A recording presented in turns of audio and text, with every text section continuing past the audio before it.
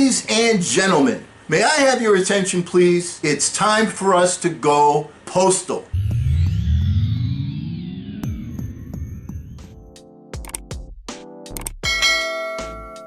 Hello again everyone, I'm Eli's dad with Project Eli, where we educate, we lead, and we inspire. And we've got some good news and some bad news to share with you today. The good news is that Nancy Pelosi, Speaker of the House, sent out a letter requesting congressmen and congresswomen to come back from their summer vacations. They're doing this so that they can work on the post office issue and maybe even perhaps a stimulus package. Funny how making sure that the American people can survive in this time of massive unemployment with some financial aid didn't keep our representatives in Washington to get the job done, but the potential of the politicians to not be able to receive their mail-in votes is the proper stimulus. Did I say stimulus? Anyway, the good news is that Pelosi sent out a letter requesting our representatives to return to Washington to do their jobs. Now here's the bad news. The post office said that the letter probably won't get to them for a couple of weeks. Now, this past Sunday, I was watching one of those, news shows, and a reporter asked Mark Meadows, President Trump's chief of staff, and told him that, hey, Mr. Chief of Staff, there is no evidence of fraud from mail-in voting. Do you have a comment on that?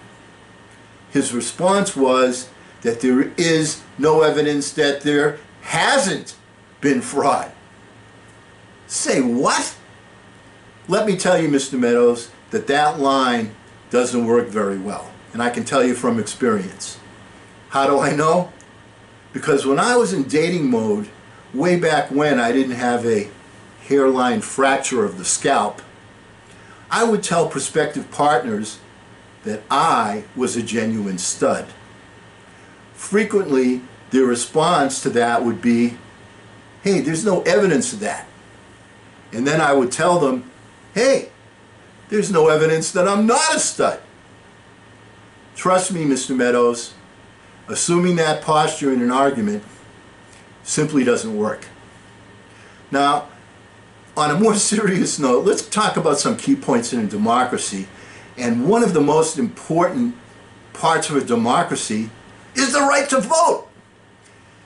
It also includes that making the post office properly funded is an essential service.